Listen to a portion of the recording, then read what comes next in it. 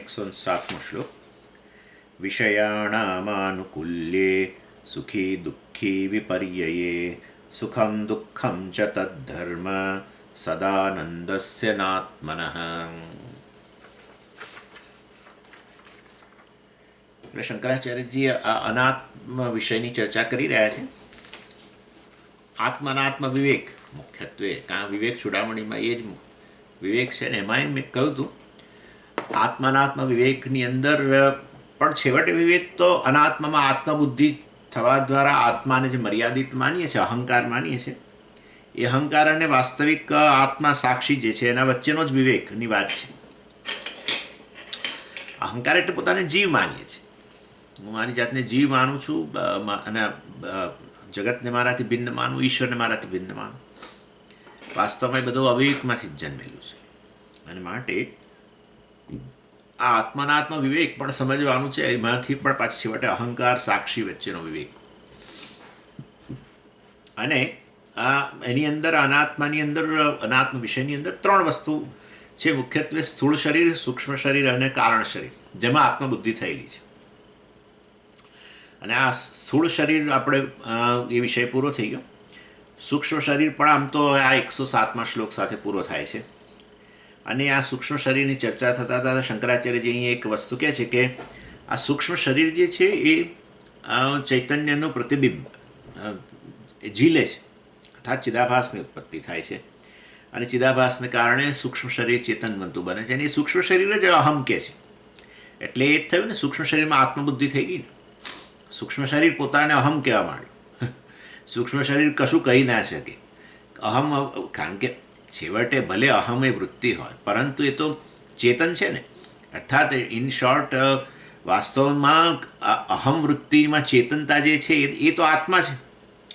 પરંતુ સૂક્ષ્મ શરીર પોતાને અહમ કહેવા માંડ્યું. એટલે આત્મા જાણે સૂક્ષ્મ શરીર જેટલો બની ગયો. હવે એને જે અહંકાર કહીએ છીએ આપણે, એને જીવ કહીએ, એને પ્રમાતા કહીએ, કર્તા કહીએ, ભોગતા કહીએ, વગેરે વગેરે. એટલે આ સ્થૂળ શરીર સૂક્ષ્મ શરીર ચેતનવંતું બન્યું. સૂક્ષ્મ શરીર સ્થૂળ શરીરમાં વ્યાપી ગયેલું છે. એટલે સ્થૂળ શરીરને અહમ કહેવા માંડ્યો, આત્મા. એવું થઈ ગયું. એટલે આ સૂક્ષ્મ શરીર ન હોય તો પછી વાસ્તવમાં આત્મા જે છે એનું માપ ન રહે, અમર્યાદિત થઈ જાય. આ તો જાણે મર્યાદિત થઈ ગયું એક દેશમાં. એટલે તમે મને પૂછો તમે ક્યાં છો સ્વામીજી, એટલે હું અહીંયા બેઠેલો છું, અમેરિકામાં આ જગ્યાએ બેઠેલો છું. એટલે હું એટલે આ વાસ્તવમાં કયો અહમ? આ અહંકાર જે છે. આત્મા તો હું તો સર્વવ્યાપી છું વાસ્તવ, પણ છતાંય હું કહું કે હું અહીંયા બેઠેલો છું. એટલે સ્થૂળ સૂક્ષ્મ શરીરની અંદર વાસ્તવમાં આ પ્રકારે અહમપણું કરવાને કારણે એક આ આત્મા કેવો મર્યાદિત થઈ ગયો દેશમાં. પછી કાળમાં પણ મર્યાદિત થઈ જાય. સૂક્ષ્મ શરીરને અહમ કહો, સ્થૂળ શરીરને અહમ કહો, એટલે પછી સ્થૂળ અને સૂક્ષ્મ શરીર પણ જે છે એ પણ વાસ્તવમાં કાળને અધીન છે. એટલે આત્મા એ કાળને અધીન થઈ ગયો. સ્થૂળ સૂક્ષ્મ શરીર એક દેશમાં રહેલા છે, એક જગ્યાએ. એટલે આત્મા એક જગ્યાએ રહેવાવાળો થઈ ગયો. એવું જ કહીએ છીએ ને આપણે. હું બધે નથી સ્વામીજી, હું તો અહીંયા છું. હા, એટલે બરાબર છે. એટલે એનો અર્થ એવો થયો કે આત્મા કે ચેતન જે છે આ રીતે સ્થૂળ સૂક્ષ્મ શરીરની અંદર અહમપણું કરીને, ઇનફેક્ટ અહમ વૃત્તિ જે તો ઉત્પન્ન થાય ને, આ સૂક્ષ્મ શરીર હોય તો, નહીં તો શા માટે થાય? સૂક્ષ્મ શરીરમાં જ તો અભિવ્યક્ત થયો ને. એટલે સૂક્ષ્મ શરીર જ ન હોય તો ક્યાંથી થાય? અહમપણું જ ન થાય. એટલા માટે તો સુષુપ્તિ અંદર સૂક્ષ્મ શરીર જ્યારે લય પામી જાય, અંતઃકરણ વગેરે બધું લય પામી જાય, તો અહમ વૃત્તિ નથી રહેતી. એટલે એનો અર્થ એવો થયો કે અહમ વૃત્તિ વાસ્તવમાં આત્માનું સ્વરૂપ નથી. અહમપણું, અહંકાર આત્માનું સ્વરૂપ નથી. અર્થાત હું જીવ નથી, પ્રમાતા નથી, કરતા નથી, ભોગતા નથી. આ બધું તો આ ખરેખર સૂક્ષ્મ શરીરને કારણે છે.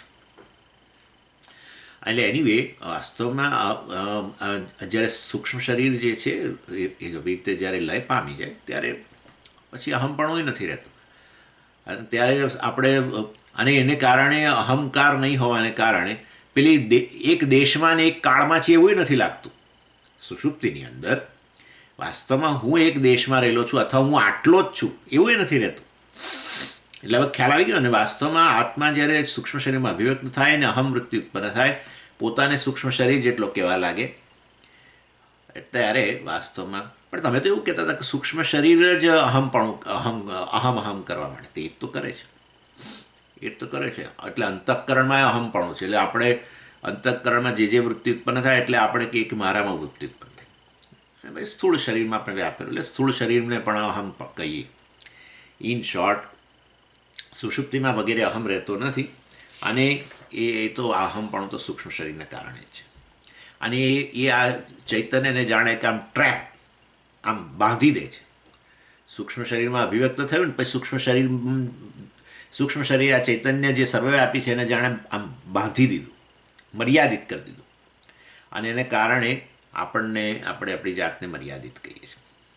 અને આ રીતે વાસ્તવમાં એ આપણને એમ લાગે કે આત્મા જે છે વાસ્તવમાં આવો મર્યાદિત જ છે, સ્થૂળ સૂક્ષ્મ શરીર જેટલો છે, એમાં અહમપણું થવાને કારણે.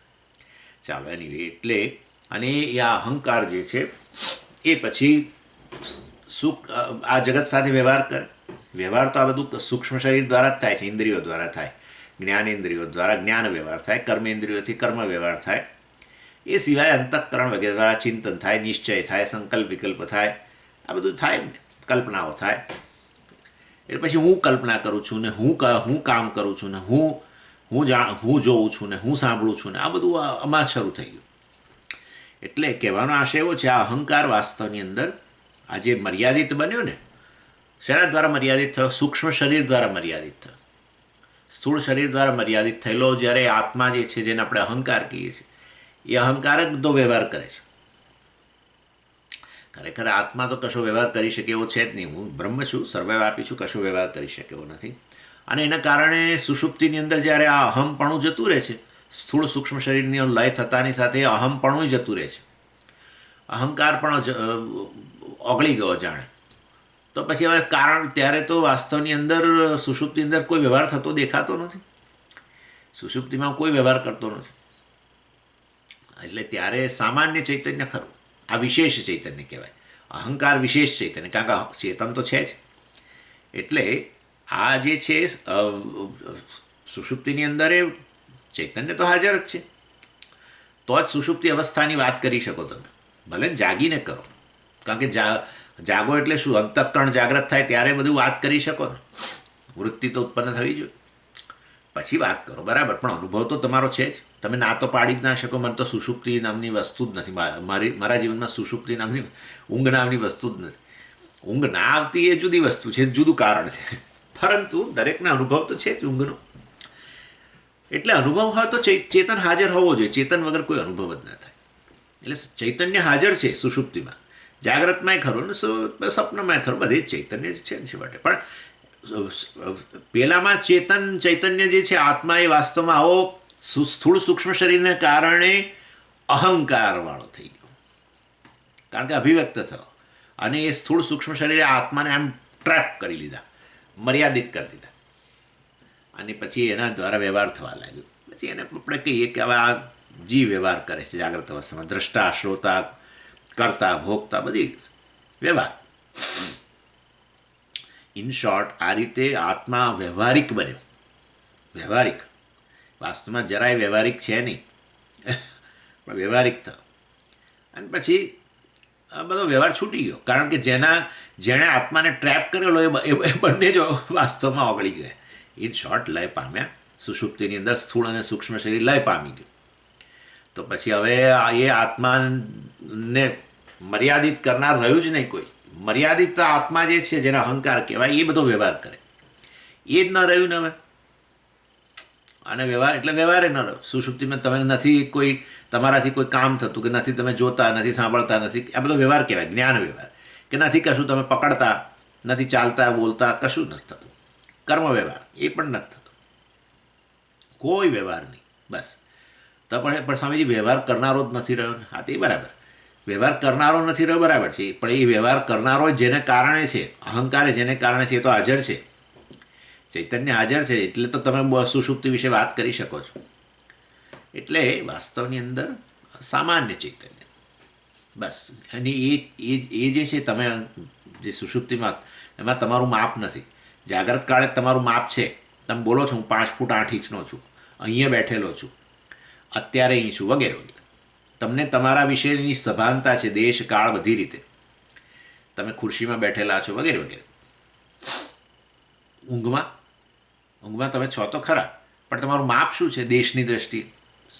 કેટલા છો તમે, કેટલું માપ, અથવા આ કાળે છું, આવો છું, આટલો છું, આટલા વર્ષનો છું, હે આ મને 50 વર્ષ થયા, આવું બોલો છો કદી? અત્યારે પૂછું તમે મને કહો, હું તમને પૂછું, તમે મને પૂછો, હું કહું હા હું આટલા વર્ષનો છું. અર્થાત કહેવાનો આશય તમારી કાળનીથી મર્યાદા, દેશની મર્યાદા, આ જગ્યાએ બેઠેલા છો, આશ્રમમાં છો, દેશ કાળ બધી અને બીજી બધી વસ્તુની રીતે મર્યાદા. હું પુરુષ છું ને આ છું, સંન્યાસી છું, પેલો છું, ઢીકણો છું, આ બધું વસ્તુત્વ, દેશ કાળ વસ્તુ બધી સભાનતા. કારણ કે આત્મા જે છે વાસ્તવમાં દેશ કાળ વસ્તુથી પર, સર્વવ્યાપી, સર્વદેશ સર્વકાળે રહેલો, અને માટે સત્ય. સર્વકાળે રહેવું એનું નામ જ સત્ય. જેના પર કાળની અસર ન થાય એને સત્ય કહેવાય, જેના પર કાળની અસર થાય એ મિથ્યા કહેવાય. એનીવે, એટલે જરા બરાબર વિચારજો. આ વસ્તુ અઘરું નથી, આ વસ્તુને સમજવાની છે.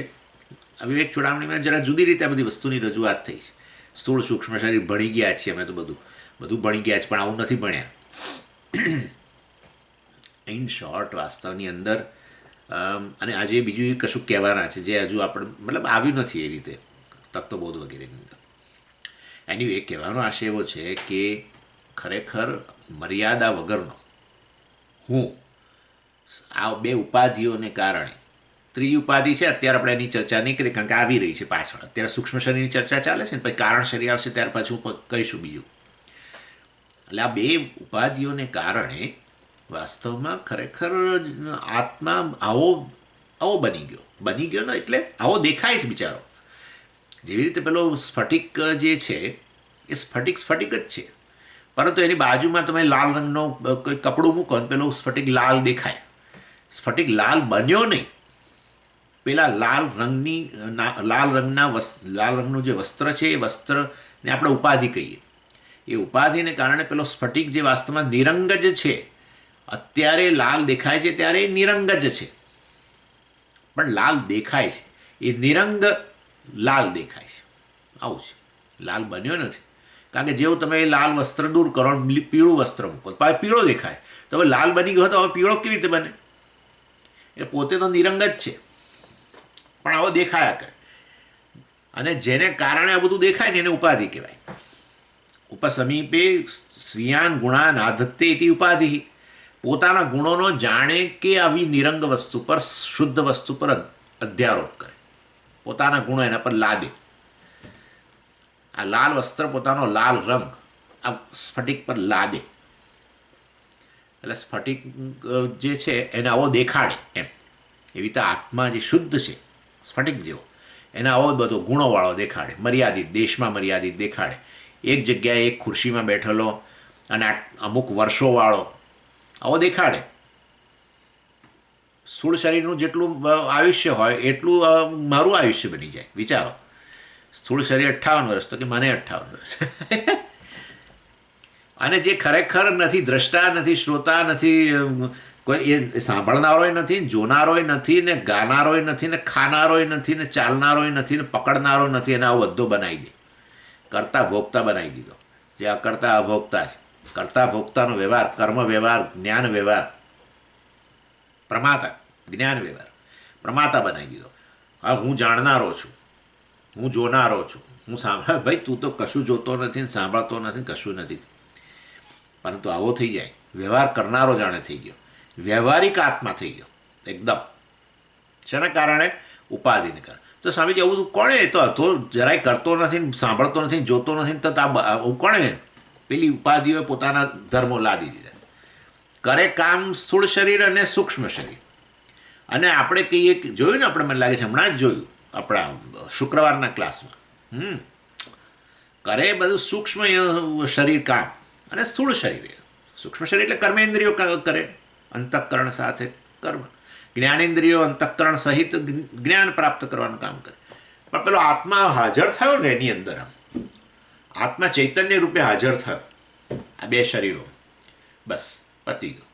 એટલે હવે આ બંને ઉપાધિઓ કહે છે કે ના, બસ તમે અમારી નજીકમાં આવ્યા ને, અમારા અભિવ્યક્ત થયા, એટલે તમે અમારી નજીક આવ્યા, તો હવે અમે અમારા ગુણો તમારા પર લાદીશું.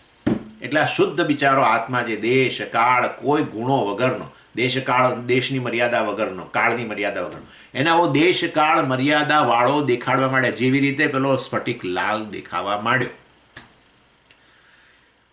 અને એ રીતે વાસ્તવમાં આત્મા આવો સગુણ બની ગયો, જીવ બની ગયો, પ્રમાતા કરતા ભોગતા બની ગયો. એટલે આવો દેખાવા લાગ્યો.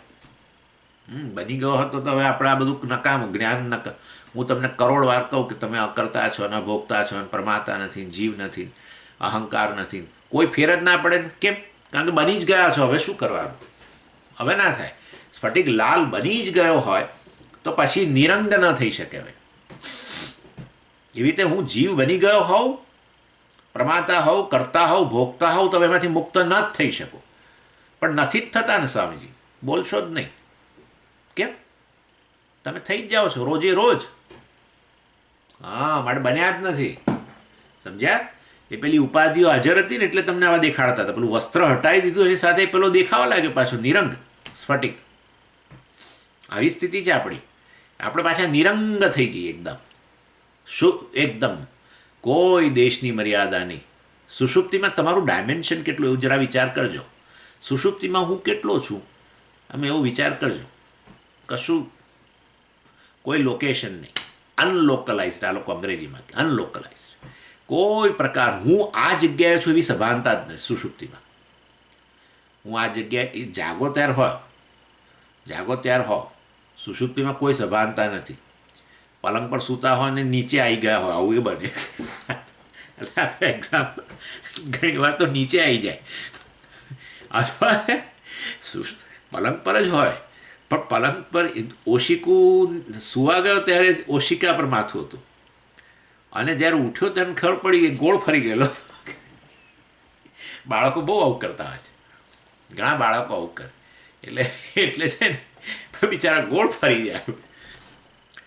તમારી સમાનતા છે જ નહીં. તમે ક્યાં છો જ સમાનતા નથી સુષુપ્તિમાં. આવું ઘણીવાર થાય છે. પછી તમે જાગો ને ત્યારે તમે ઘણીવાર તો એવી ગાઢ નિંદર આવી જાય, અને તમે કોઈક જગ્યાએ ગયા હો ને સૂઈ ગયા, અને ઊંઘ આવી ગઈ. બરાબર થાક્યા હતા, જર્નીનો થાક લાગેલો બરાબરનો, અને ઊંઘ આવી, ગાઢ ઊંઘ આવી. જાગ્યા ત્યારે ઘણીવાર આપણને થાય કે આપણે ક્યાં જાગ્યા. ખરેખર હું ક્યાં છું એ એમ સહેજ વાર લાગે. આમ ક્યાં છું?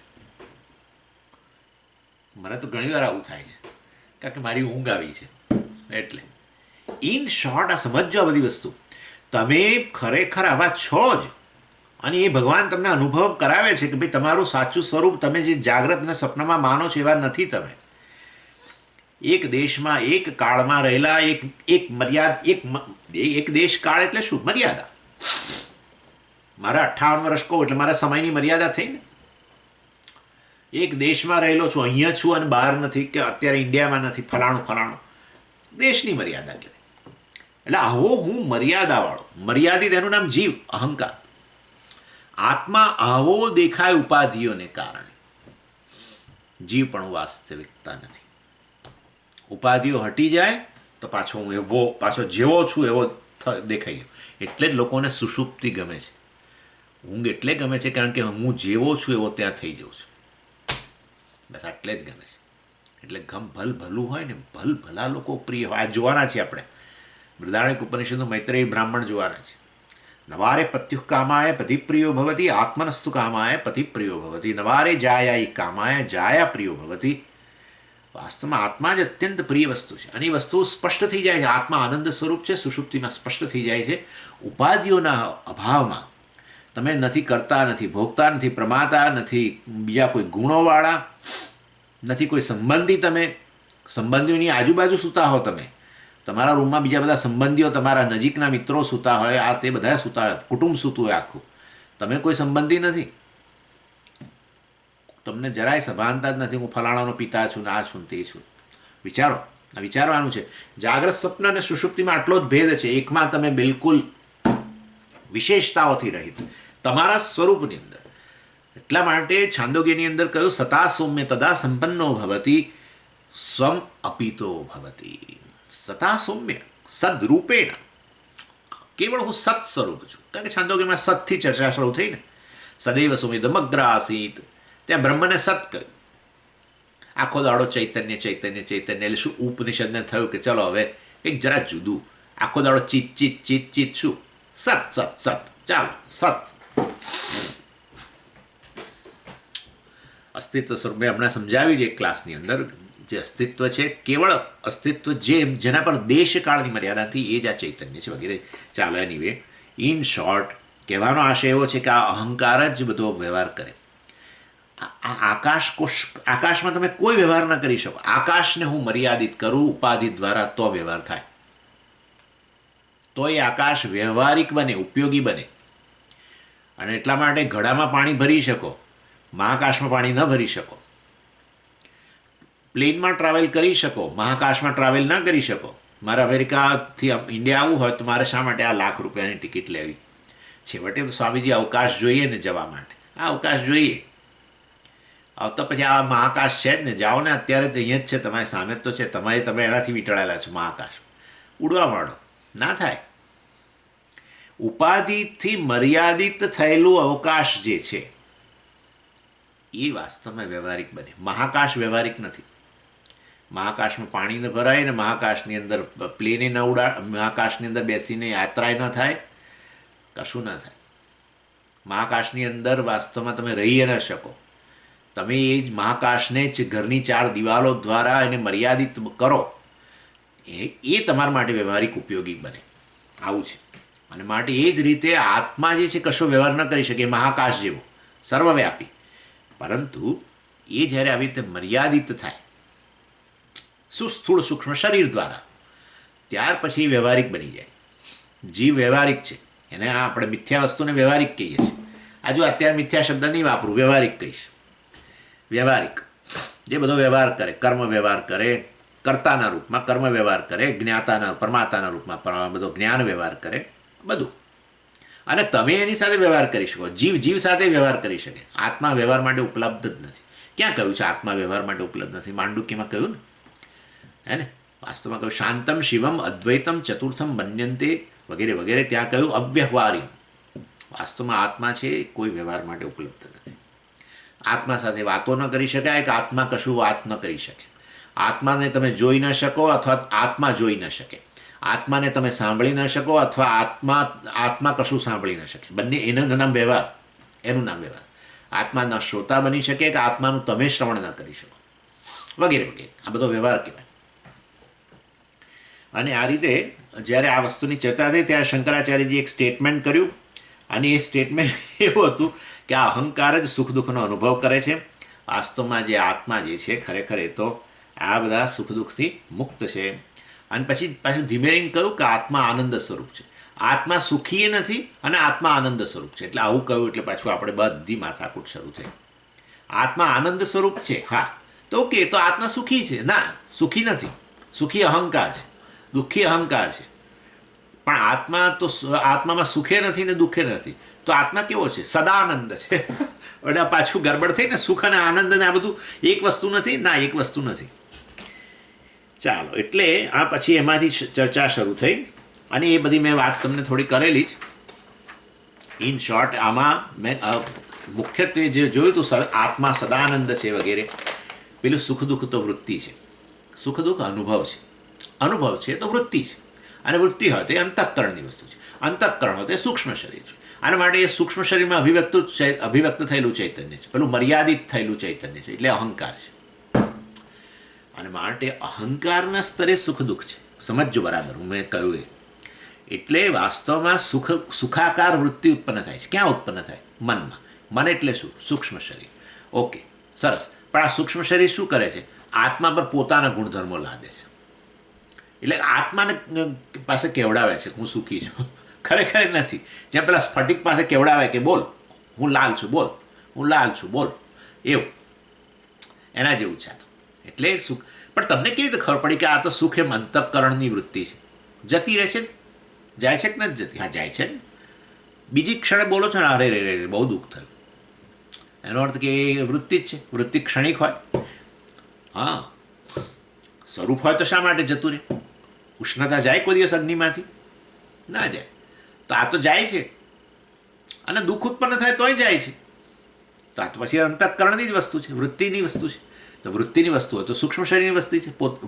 સૂક્ષ્મ શરીરનો ધર્મ છે. લાદવામાં ક્યાં આવે છે? પેલું નજીક જે આવ્યો છે ને એના પર. કોણ આવ્યો છે નજીક? આત્મા. કેમ નજીક આવ્યો? એટલે કારણ કે તે અભિવ્યક્ત થયો, બસ એના પર લાદી દીધું, એટલે અહંકારના સ્તરે. સમજી ગયા? એટલે સુખ અને દુઃખ જે છે એ પ્યોરલી અર્થાત અનુભવ, સુખ અને દુઃખ વગેરેનો જે અનુભવ છે એ જરૂર અહંકારના છે, ધર્મ છે, નહીં કે આત્માના.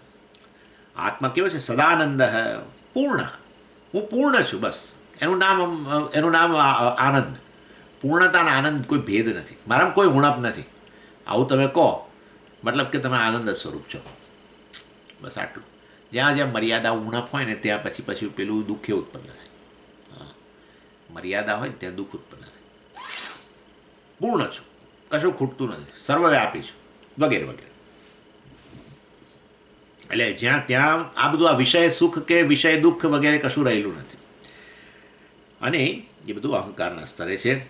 અને એ આવવાવાળું જવાવાળું છે, એ આનંદમય કોષ છે. જો તમારી રીતે જોવું હોય તે રીતે જોઈ શકો. એને જ આનંદમય કોષ કહેવામાં આવે છે.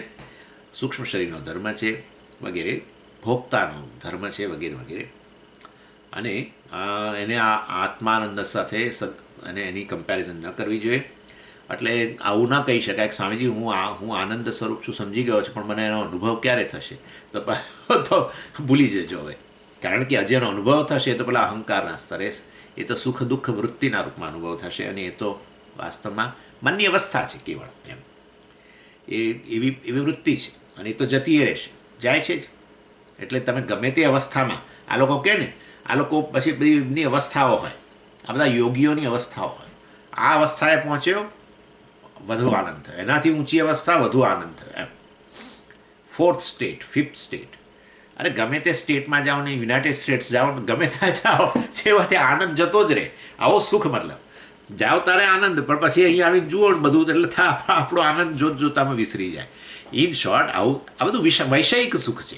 આ બધું વૈષયિક સુખ એ તો જવાનું જ છે અને જતું જ રહે છે. એટલે આપણે પકડવા માટે મથીએ છીએ. પકડવું જ શા માટે પડે? જો આપણને ખાતરી છે કે જતું રહેવા છે, માટે પકડવા માટે મથીએ છીએ. હા, એટલે અહંકારના સ્તરે રહેલી વસ્તુ છે. અહંકાર જે છે એ અહંકાર નામની વસ્તુ ખરેખર નથી. છે સૂક્ષ્મ શરીર જે મિથ્યા છે, આત્મા સત્ય છે.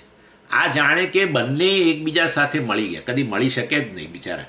એક જળ ને ચેતન, એનું મિશ્રણ બનાવી ન શકાય. આપણી માતાઓ બધું મિશ્રણ બનાવે, પેલું નાખે ને પેલું નાખે ને પેલું નાખે, મિશ્રણ. પણ અમુક વસ્તુઓ ભેગી ના કરે કદી. આપણે કહીએ કે આમ સાથે આ ભેગું કરું, ના થાય, એમ કે ના થાય. અને એની સાથે જો ભેગું ના કરી શકાય. જળ ને ચેતન ભેગું થાય જ નહીં. તમઃ પ્રકાશવત વિરુદ્ધ સ્વભાવયો હો. અધ્યાસ ભાષ્યમાં કહ્યું, તમઃ પ્રકાશવત વિરુદ્ધ સ્વભાવયો. આ તો અંધકાર અને પ્રકાશનું મિશ્રણ કરવા જેવી વસ્તુ છે. જળ ચેતનનું મિશ્રણ જ ન થાય. અને અહંકાર જળ ચેતનનું મિશ્રણ છે. કેમ જળ ચેતનનું? સૂક્ષ્મ શરીર, જળ, આત્મા, ચેતન, એનું મિશ્રણથી બન્યું ને. ના થઈ શકે. નિરંગ વસ્તુ અને રંગીન વસ્તુને ભેગી ના કરી શકાય. એનું મિશ્રણ ના બને. આ તો આ ખાલી કહેવા માટે છે, સ્ફટિકની દ્રષ્ટિએ. ના સમજી બને. પાણી અમારું રંગ વગરનું છે, એની અંદર હું કલર નાખું છું, ચાલો, બંને સમાન સત્તાની વસ્તુ છે તો થાય, જરૂર કરી શકો. જ્યારે સમાન સત્તાની વસ્તુઓ ન હોય તો એનું મિશ્રણ ન થાય. સમાન સત્તાની વસ્તુનું મિશ્રણ કરી શકો. અને માટે સ્વપ્નમાં રહેલો પુરુષ ને જાગ્રત જગતમાં રહેલી સ્ત્રી સાથે કદી પરણાવી ન શકાય. સ્વપ્નમાં રહેલા પુરુષને સ્વપ્નમાં રહેલી સ્ત્રી સાથે જરૂર પરણાવી શકો. જાગ્રતમાં રહેલા પુરુષને જાગ્રતમાં રહેલી સ્ત્રી સાથે પરણાવી શકો, પણ જાગ્રત પુરુષને સ્વપ્ન સ્ત્રી સાથે ન પરણાવી શકાય. એટલે ડ્રીમ ગર્લ વગેરે બધું બરાબર છે, પરંતુ ખરેખર એ વસ્તુ આ રીતે શક્ય નથી. સમજી ગયા? એટલે તમને સપનાની અંદર લાગેલી 2 કરોડની લોટરીથી તમારા જાગ્રતની અંદર બેંક ઓફ બરોડાના એકાઉન્ટની અંદર 2 કરોડ જમા ન થાય. હા, મારું બેલેન્સ હવે સ્વામીજી 3 કરોડ થઈ ગયું. કેમ? 1 કરોડ રૂપિયા તો હતા જ, અને ગઈકાલે મને સપનામાં બીજા 2 કરોડ મળ્યા. ભેગું કર ન થાય. માટે જડ તો મિથ્યા વસ્તુ છે, ચેતન સત્ય વસ્તુ છે. સત્ય અને મિથ્યા જુદી સત્તાની વસ્તુઓ છે, મિશ્રણ જ ન થાય. સમજી ગયા? અને માટે જડ ચેતનના મિશ્રણથી, ચિત્ત અચિત ગ્રંથિ કહીએ છીએ, જડ ચેતનના મિશ્રણથી અહંકાર બન્યો. પણ મિશ્રણ જ ન થાય ને. હું તો સ્વામીજી અહંકાર કે જીવ નામની વસ્તુ નથી. તો પછી આ મને જ લાગે છે ને. તે લાગે તો બધું તમને તો બધું દેખાય છે દુનિયામાં. તેથી હોવું એવું જરૂરી થોડું છે. તમને જેનો અનુભવ થાય એ વસ્તુ હોય જ, એવો કંઈ નિયમ થોડો છે. કેમ એવું કેમ બોલો છો? આ તો તમને તો સૂર્યોદય દેખાય છે. તો સૂર્યોદય નામની વસ્તુ છે. તમને આકાશ ભૂરું દેખાય છે, ખરેખર છે? વિચારી લો. સમુદ્ર ભૂરો દેખાય છે, કેટલો સરસ ભૂરો, એટલે એકદમ ભૂરો છે. ખરેખર ભૂરો? અંદર કોણે રંગ નાખ્યો છે સમુદ્રના પાણીમાં? એક ડોલ ભરીને બહાર લાવો એટલે ખબર પડે ભૂરું પાણી બહાર આવે છે કે સાદું પાણી બહાર આવે છે. ભૂરો સમુદ્ર નથી ને ભૂરું પેલું સ્નાનાગર, આપણું સ્વિમિંગ પુલ, બ્લુ વોટર. કશું નથી અંદર બ્લુ વોટર. એનીવે, એટલે વાસ્તવની અંદર કહેવાનો આશય છે, કશીક વસ્તુનો અનુભવ થયો માટે હોય એવો કોઈ નિયમ નથી. આનું નામ મેજિક. આનું નામ માયા. મેજિક એટલે આ મેં કહ્યું ને, જે વસ્તુ અનુભવાય ખરી પણ હોય નહીં. પેલો મેજિશિયન તમને દેખાડે, એ સ્ત્રીના 2 કટકા કરીને દેખાડે. આ તો બધા ઊભા થઈ જાય, ચીસો પાડે, અરે રે શું કર્યું? આ તો એના વાઈફને જ આવું કર્યું. અને વાઈફ હોય પાછા, એટલે એ જ પોતે આવી રીતે એના જ ટુકડા કરે. પાછો વચ્ચેથી ચાલે, આમ 2 ટુકડા જુદા જુદા કરીને બતાવે અને વચ્ચેથી ચાલે. લોહી ના નીકળે, પણ આટલું આખો એને ચીરી નાખે, પણ આટલું લોહી ના નીકળે. એટલે આપણને એ વખતે પણ સૂઝ ના પડે આ વસ્તુ. હા, વચ્ચેથી ચાલે. અનુભવ્યું તમે બધાએ, તમે એકલાય નહીં, આખા બધા હોલમાં બધા જ લોકો ચીસો પાડે છે. પાછું જોડી દે. અનુભવાય માટે હોવો એવો કોઈ નિયમ નથી. બસ આટલું યાદ રાખવાનું વેદાંતિએ. મને જેનો અનુભવ થાય એ વસ્તુ સત્ય નથી. આવું છે. માટે જીવને મિથ્યા કહો. મિથ્યા એટલે આ જે અનુભવાય ખરું, પણ જે સમજાવી ન શકાય, જે હોય જ નહીં ખરેખર. એટલે એનીવે, એટલે આ રીતે વાસ્તવની અંદર સદાનંદસ્ય આત્મા આનંદ સ્વરૂપ પૂર્ણ છે, કોઈ ઉણપ વગરનો છે. જ્યારે આ બધું જે છે આનંદમય કોષ છે. આત્મા આનંદ સ્વરૂપ અને આનંદમય કોષ વચ્ચેનો આ ભેદ છે. અને આનંદમય કોષ અર્થાત આ જેમાં આવી રીતે સુખાકાર, દુઃખાકાર વગેરે વૃત્તિ ઉત્પન્ન થાય છે. આનંદમય કોષ એટલે જ ભોગતા. એ ભોગતાના સ્તરે આ બધું રહેલું છે. ભોગતા એ અહંકાર છે, જીવ છે વગેરે. હવે આગળ, આત્માર્થત્વેન હિ પ્રેયાન વિષયો ન સ્વતઃ પ્રિય સ્વતએવ હિ સર્વેષામ આત્મા પ્રિયતમો યતઃ તત આત્મા સદાનંદ નાસ્ય દુઃખમ કદાચન. આમ તો આ સાથે આપણે આ 107મા શ્લોક સાથે આપણે સૂક્ષ્મ શરીરની ચર્ચા પૂરી થઈ ગઈ. પહેલાં સ્થૂળ શરીરની ચર્ચા કરી. શાના માટે કરી? અનાત્મા છે બધું કહેવા માટે. કારણ કેમ મને એવી કહેવાની જરૂર પડે? કારણ કે હું એને આત્મા કહું છું માટે. ચાલો, એટલે એ પૂરું થયું. સૂક્ષ્મ શરીર જે છે એની ચર્ચા અહીંયા પૂરી થઈ 107મા શ્લોક સાથે. અને એ દ્વારા સૂક્ષ્મ શરીર આત્મા વચ્ચેનો વિવેક થોડો કહી દીધો. અને હવે કારણ શરીરની વાત કરવી જોઈએ. તે છોડીને આચાર્ય હવે આત્માની વાત કરવા માંડે એકદમ જ. એટલે આ 108 અને 109, 107ની અંદર પેલો ઉલ્લેખ કર્યો ને, આત્મા આનંદ સદાનંદસ્ય આત્મા સદાનંદ છે. એના પરથી આચાર્યને થયું કે મને કારણ શરીર પર જતા પહેલાં જરાક સહેજ આત્મા વિશે કહી દેવા દો. શું કહેવું તમારા આત્મા વિશે? આત્મા જ એક આનંદ સ્વરૂપ છે. એ વસ્તુ હવે 4 પ્રમાણોથી સિદ્ધ કરીને બતાવશે કે આત્મા આનંદ સ્વરૂપ છે. બહુ જબરજસ્ત. 2 શ્લોકની અંદર બધું કહી દેશે કે આત્માથી અન્ય કોઈ જગ્યાએ આનંદ છે જ નહીં. એના માટે 4 સાબિતીઓ આપશે. એક નહીં, પ્રૂફ. 4 પ્રૂફ આપશે અને સિદ્ધ કરશે. આપણે જોઈએ એ વસ્તુ. એટલે 108 અને 109મા શ્લોકની અંદર વસ્તુ બતાવે છે. આ નંબર મારાથી બદલાઈ જાય છે. મેં તમને કહેલું છે કે મારી પાસે જે છે તે અને બીજી એક ટેક્સ્ટ, બંનેમાં ભિન્ન નંબર આવે છે. એમાં 2નો શ્લોકનો ફેર પડી જાય છે, માટે જરા ગડબડ થાય છે મારે. એનીવે, એટલે કારણ શરીરમાં ચર્ચા કરતાં પહેલાં આચાર્ય હવે આની ચર્ચા કરે છે. સારું, ઓકે. હવે એની અંદર જે છે કે તમે કહ્યું કે 4 સાબિતીઓ આપે છે, 4 પ્રૂફ, 4 પ્રમાણ. પ્રમાણ એટલે સાબિતી, પ્રમાણ એટલે પ્રૂફ, પ્રમાણ એટલે આપણે જેના દ્વારા સિદ્ધ કરીએ. એટલે 4 પ્રમાણ આપે છે. કયા 4 પ્રમાણ, કઈ 4 સાબિતી આપે છે આત્મા આનંદ સ્વરૂપ છે એવું કહેવા માટે? પહેલું તો અનુમાન કહેશે, તર્કથી બતાવશે કે આત્મા જ આનંદ સ્વરૂપ છે, પહેલું. પછી શ્રુતિ પ્રમાણ આપશે, શ્રુતિ એ કહે છે આત્મા આનંદ સ્વરૂપ છે, એટલે શ્રુતિને મતલબ ઉપનિષદ કોટ કરીને બતાવશે. પછી પ્રત્યક્ષ, પ્રત્યક્ષ એટલે તમારો અનુભવ છે આ તો, એમ અનુમાનથી તમે સિદ્ધ કરીશું, પણ પ્રત્યક્ષ રીતે પણ તમારો પોતાનો જ અનુભવ છે કે આત્મા આનંદ સ્વરૂપ છે.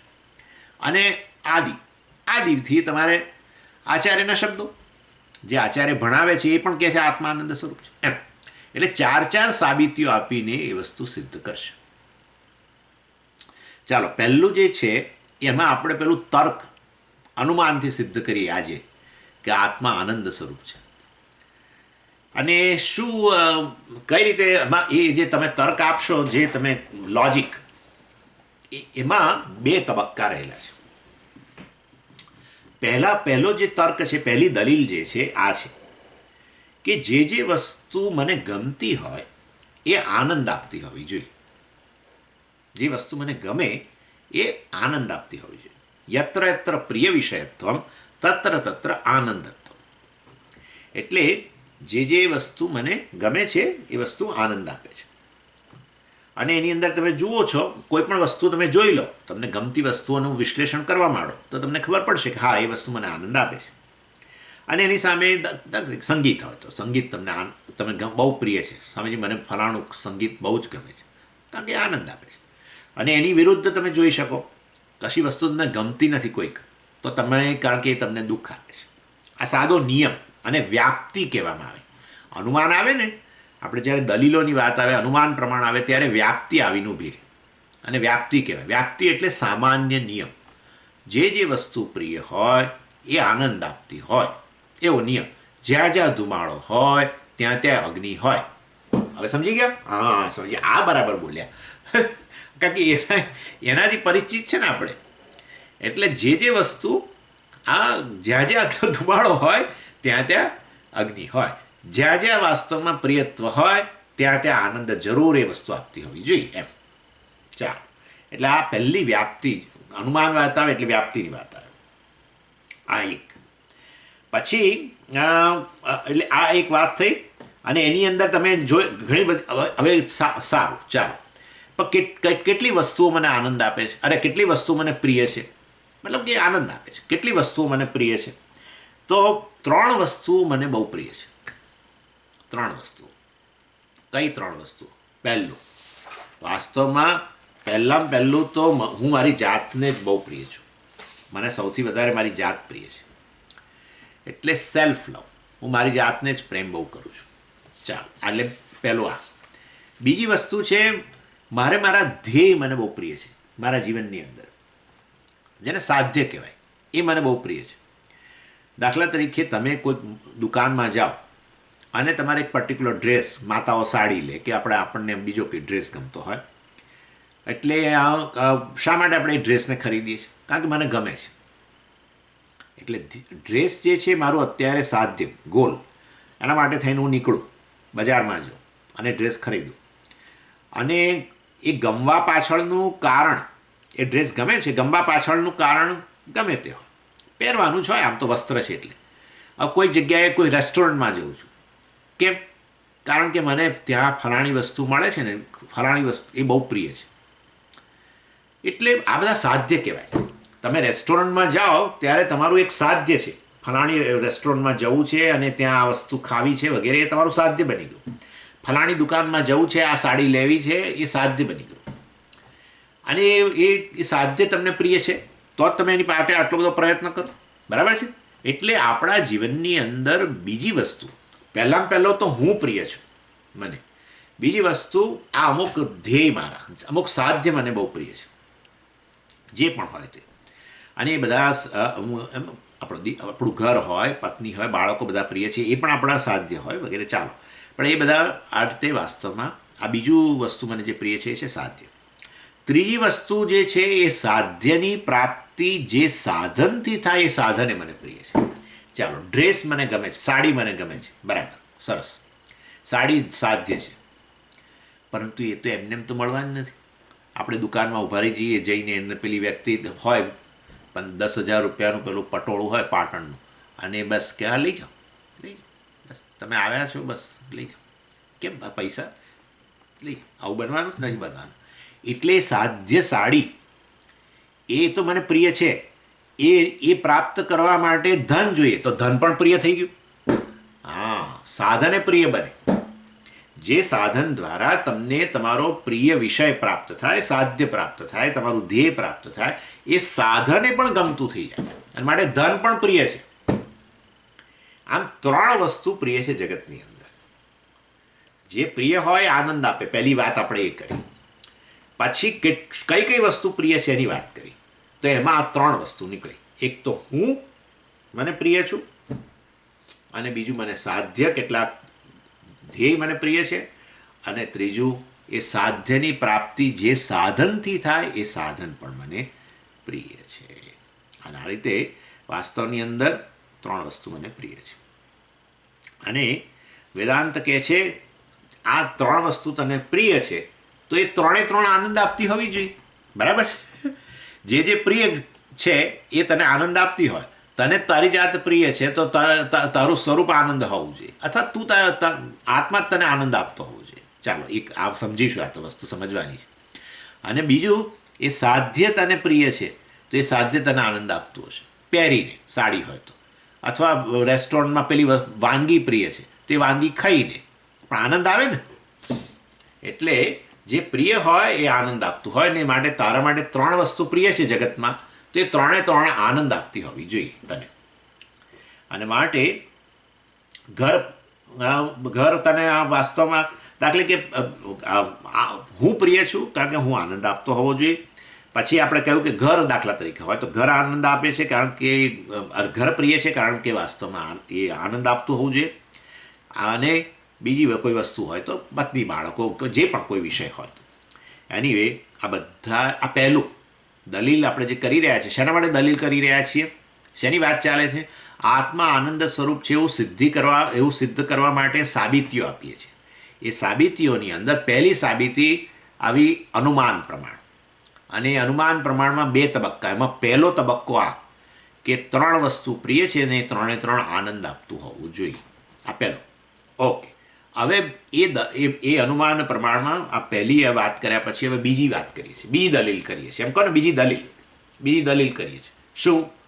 કે જો આ 3 આનંદ આપતી વસ્તુ હોય, જેને કારણે મને આ ધન ગમતું હોય, ફલાણું ગમતું હોય, 3 એટલે ધન, સાધન, એનાથી પ્રાપ્ત થતું કોઈ વસ્તુ, સાડી, ગાડી વગેરે જે હોય તે, એ બધું જો તમને વાસ્તવમાં પ્રિય હોય, તો એ 3 આનંદ આપતું હોય.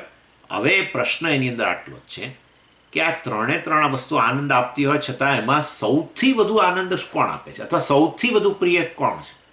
આવું બહુ પૂછીએ આપણે ઘરમાં. મને તો બધા છોકરાઓ પ્રિય છે, એમ કે બધા સંતાનો પ્રિય છે. પણ ગમે તે એક સંતાન આવીને પૂછી જાય પાછું, પણ આ બધાની અંદર તમને સૌથી વધારે કોણ ગમે? એમ કે પછી સૌથી વધારે, એટલે ભાઈ કહે છે બધા ગમે ના, કોઈક તો એવું હશે જે તમને સૌથી વધારે ગમે. એમ તો આ 3 તમારા માટે, આ 3 આનંદ આપે છે એના માટે, એને કારણે 3 પ્રિય છે. પણ એમાં તમને સૌથી વધારે પ્રિય શું? એમ હવે એ વસ્તુ આવે છે.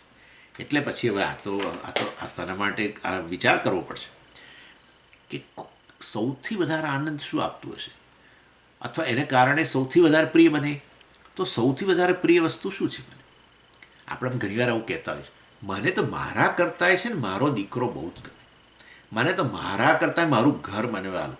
આવું તો બહુ નથી કહેતા કોઈ, પણ મને મારા કરતાં મારી ઓફિસ બહુ વાલી, એમ મને મારા કરતાં મારું કામ વાલું, મારા કરતાંય વધુ, આવું કહેવાય છે. એટલે ખરેખર વાસ્તવની અંદર સૌથી વધુ પ્રિય શું છે? સૌથી વધુ પ્રિય હશે એ વસ્તુ સૌથી વધુ આનંદ આપતી હશે, એ તો નક્કી. એટલે ચાલો, એનીવે, એટલે વેદાંત શાસ્ત્ર આ અનુમાનથી જ્યારે આપણે આત્મા આનંદ સ્વરૂપ છે સિદ્ધ કરવાનો પ્રયત્ન કરીએ છીએ, એની અંદર પહેલી દલીલ આપણે કરી દીધી કે 3 વસ્તુ જગતમાં પ્રિય છે, કારણ કે એ 3 આનંદ આપે છે. એક છે હું, બીજું છે મારું ધ્યેય, અને ધ્યેય માટેનું સાધન. આ રીતે 3. અને હવે બીજા સ્ટેપમાં આપણે કહીએ છીએ કે એમાં સૌથી વધુ પ્રિય નક્કી કરી શકાય છે આ 3ની અંદર પણ, અને એ છે કે જે આપણને કોઈ પણ પ્રકારની શરત વગર પ્રિય હોય એ વસ્તુ સૌથી વધુ પ્રિય છે, અને અથવા સૌથી વધુ આનંદ આપે છે. અને જેમાં શરત રહેલી છે, પ્રિય છે પણ એમાં શરતી પ્રેમ છે, એ વસ્તુ વાસ્તવમાં ઓછી પ્રિય છે. વાત તો બતાવવું પડશે ઉદાહરણોથી. એટલે જે આપણે પ્રેમ કરીએ પણ એની પાછળ શરત રહેલી હોય તો એ ઓછું પ્રિય હોય, કારણ કે શરત પૂરી ના થાય તો શું થાય? જતું રહે ને, પ્રિયત્વ જતું રહે ને, પ્રેમ જતો રહે છે ને. આવું તો બહુ જ થાય છે. એટલે અત્યારે આની અંદર સાધ્ય, દાખલા તરીકે પહેલું, કે અથવા સાધન, ચાલો ત્યાંથી શરૂઆત કરીએ. સાધન, સાધ્ય અને હું, 3 પ્રિય છે. એની અંદર નક્કી કરતા જાઓ કે કેમાં શરતી પ્રેમ છે. 3 પ્રિય છે ખરા, પણ એમાં શરતી પ્રેમ ક્યાં ક્યાં રહેલો છે. જો શરતી પ્રેમ હોય તો પછી એ ઓછું પ્રિય છે. જેમ બિનશરતી પ્રેમ છે એ સૌથી વધુ પ્રિય છે. ચાલો, એટલે પહેલાં પહેલું તો આપણે કની મેં વાત કરી, સાધન. સાધનમાં પ્રેમ શરતી છે કે બિનશરતી છે એ નક્કી કરવાનું છે. અને એ આપણે એ કોઈ પણ લો, ચાલો સાધન, વાહન સાધન છે. સ્કૂટર દાખલા તરીકે, આપણે કારની વાત જવા દો. સ્કૂટર સાધન, જેના તમને સ્કૂટર બહુ જ પ્રિય છે. કેમ? કારણ કે મારે તો એના થકી હું હજારો જગ્યાએ જઈ શકું છું. ઇનફેક્ટ લોકોને અમદાવાદમાં તો સ્કૂટર વધારે પ્રિય હોય છે, જેમ કે મારા જેવા. કારણ કે ગાડી લઈને બધે જઈ જ ના શકો. 1000 જગ્યાએ પાર્કિંગની હેડેક, ક્યાં પાર્ક કરવું ને ફલાણું ઢીકણું, ને એમાં પાછું કંઈક ટ્રાફિક હોય તો એની અંદર આપણને થાય કે સ્કૂટર હોય તો આમ સર્પાકાર રીતે નીકળી જવાય, હે ને. અને આ ગાડી લઈને જાઓ એટલે, અને એમાં મોટી ગાડી તો તમે ફસાઈ જાઓ, ટ્રાફિકમાં ફસાઈ જાઓ, પાર્કિંગમાં ફસાઈ જાઓ, બધે ફસાઈ જાઓ. એટલે એ સ્કૂટર જે છે પ્રિય છે દાખલા તરીકે. અને તો એ તમને, કારણ કે અનેક જગ્યાએ લઈ જાય છે અને માટે તમને એ રીતે પ્રિય છે, તમને મદદ કરે છે આ રીતે. પણ તમે જાણો છો કે જે ઘડીએ સ્કૂટરે પછી દોડવાનું ઓછું કરી દીધું ત્યારે તમારું પ્રિયત્વ રહેતું નથી, કારણ કે હવે તમને પહોંચાડી શકતું નથી. તમે લઈને તો નીકળો છો પણ એ રસ્તામાં ઊભું રહી જાય છે. અને તો તમારું પ્રિયત્વ જે છે એનું સ્કૂટર પ્રત્યેનું જતું રહે છે. એટલે વાસ્તવમાં સાધન પ્રત્યેનું પ્રિયત્વ છે શરતી છે. જો તું મને પહોંચાડીશ અહીંથી ફલાણી જગ્યાએ, અને રસ્તામાં કોઈ જગ્યાએ મને તું ઊભું નહીં રખાવ, તો તું મારા માટે પ્રિય છું. આવું હોય છે. અને શરત કહેવાય, કન્ડિશન, શરત. અને બિચારી શરત ક્યારેક પૂરું ના કરે. અને પછી તો એવું બને ધીરે ધીરે કે તમે જેટલી વાર દિવસમાં નીકળો એટલી વાર બધે વાર તમારે રસ્તામાં એકદમ ઊભા રહી જવું પડે, વારંવાર કીકો મરાવડાવે તમારી પાસે. અને પછી તો આપણને થાય, પ્રિયત્વની વાત તો બાજુએ રહી, આપણને થાય કે આ તો ન્યુસન્સ છે, મારે એને બને એટલું જલ્દી કાઢી જ નાખવું છે. લોકો 500 રૂપિયામાં સ્કૂટર આપી દેતા હોય છે.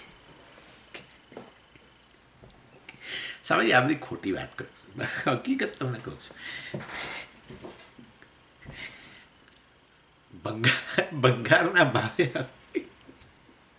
એટલે સાધન પ્રત્યેનો પ્રેમ જે હોય છે ને, શરતી છે. સાધન ખરીદ્યું તું મેં મને પહોંચાડેલા માટે, પરંતુ નથી પહોંચાડતું, ઉપરથી મુશ્કેલી ઊભી કરે છે, શરત પૂરી થતી નથી. અને માટે સાધન પ્રત્યેનો પ્રેમ શરતી પ્રેમ, ઓછો પ્રેમ, જતો રહે છે ને. જુઓ ને, જતો રહે છે, કાઢી નાખવાની ઈચ્છા થઈ જાય. એનીવે, ગાયો માટેનો પ્રેમ. સ્વામીજી, મને તો ગાયો બહુ જ ગમે. ગાયો માટેનો પ્રેમ શરતી છે ભાઈ. જ્યાં સુધી ગાયો દૂધ આપે ત્યાં સુધી, પછી તો પાંજરાપોળો આવે છે. હા, જે ગાયો બિચારી જે ગાયો પ્રત્યે પ્રેમ રહ્યો નથી એવી ગાયોને રાખવાનું સ્થળ એમના પાંજરાપોળ. સમજી ગયા ને? એ પાંજરાપોળ છે એની અંદર એવી ગાયો બિચારી નિરિન્દ્રિયા આ પેલું હતું ને આપણે શું દુગ્ધ દોહા નિરિન્દ્રિયા કઠોપનિષદની અંદર દુગ્ધ દોહા જેમની બિચારી જે ગાયો દોવાઈ ગયેલી છે, હવે દૂધ આપવા માટે સામર્થ્ય નથી, નિરિન્દ્રિયા હવે વાછરડાને જન્મ આપી શકે એમ નથી, એવી ગાયો જે છે ભાઈ એ રાખનારને ગમતી નથી ગાય. કેમ? કારણ કે દૂધ નથી આપતી. આવું છે.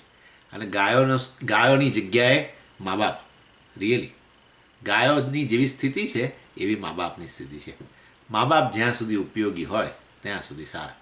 જો એ જ મા બાપ મારા દીકરાના ત્યાં દીકરો આવે અને એને સાચવતા હોય, મારા દીકરો અને દીકરાની વહુ બંને જણા નોકરીએ જાય સ્વામીજી, અને હવે એમના ત્યાં બાળક આવ્યું છે અને આ મારા મા બાપ સાચવે, દાદી દાદા સાચવે તો પ્રિય.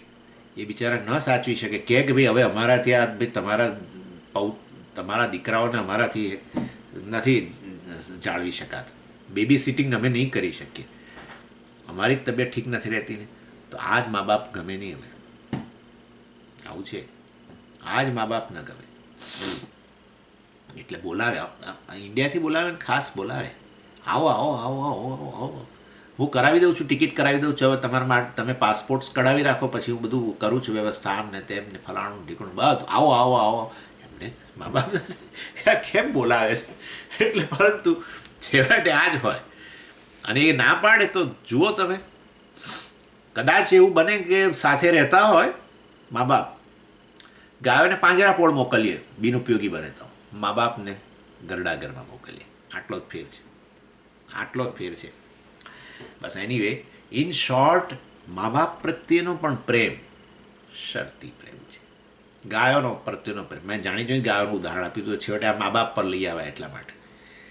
મા બાપ પ્રત્યે પ્રેમ પણ આવો જ છે, શરતી, શરતને અધીન. તમે મારા દીકરા દીકરીને સાચવશો તો તમે પ્રિય, એમ આવી શરત. હે ગાયો, તમે દૂધ આપશો તો તમે પ્રિય. હે સ્કૂટર, તું મને ફલાણે પહોંચાડીશ કોઈ મુશ્કેલી વગર તો તું પ્રિય, એમ. આ શરતી. અને શરત પૂરી ન થઈ તરત ફૂસ. હવે સમજી ગયા? ત્રણે પ્રિય બોલ્યા આપણે પહેલાં, પણ સાધન પ્રિય તમ નહીં કહીએ, સૌથી વધુ પ્રિય એવું નહીં કહીએ, કારણ કે શરતને આધારે પ્રિયત્વ છે. ચાલો, હવે સાધ્ય. સાધ્ય માટે પ્રેમ કેવો છે? આજે છે ને આ પ્રકારનો પ્રેમ, એને આવો શરતવાળો, એને વિદ્યારણ્ય સ્વામી પંચદશીની અંદર સોપાધિક પ્રેમ કહે છે. ઉપાધિ વાળો પ્રેમ. ઉપાધિ એટલે શરત, ઉપાધિ એટલે શરત. શરતી પ્રેમને સોપાધિક પ્રેમ કહેવાય. અને હવે કોઈ પણ સાધ્ય માટેનો પ્રેમ પણ જે છે વાસ્તવમાં આવો જ પ્રેમ છે. ધન માટે પ્રેમ હતો મને. કેમ? કારણ કે ધનથી ઘર ખરીદાતું હતું. ઘર સાધ્ય, ધન સાધન. હવે ઘર માટેનો પ્રેમ કેવો? ચાલો, ધન માટેનો પ્રેમ તો બરાબર છે, આ કારણ કે ખરીદી શકીએ છીએ માટે, એ તો સાધન છે. સાધનનો પ્રેમ હવે સમજી ગયા છીએ અમે, બરાબર છે. પણ સાધ્ય ઘર તો અમને બહુ પ્રિય છે, અને માટે કેટલા વર્ષો અમે તો કામ કર્યું સ્વામીજી, અને હવે ઘર મળ્યું સરસ. અને એ ઘર જે છે વાસ્તવમાં અમને સગવડો આપે છે, આનંદ આપે છે, બધું બરાબર છે. પરંતુ આ જ ઘર ન્યુસન્સ બની જાય. હા, ક્યારે? કે તમે જ્યાં રહેતા હો ને ત્યાં બાજુમાં જ પછી પેલી ઝૂંપડપટ્ટી ઊભી થાય. હવે આ જ ઘર આપણને ન ગમે.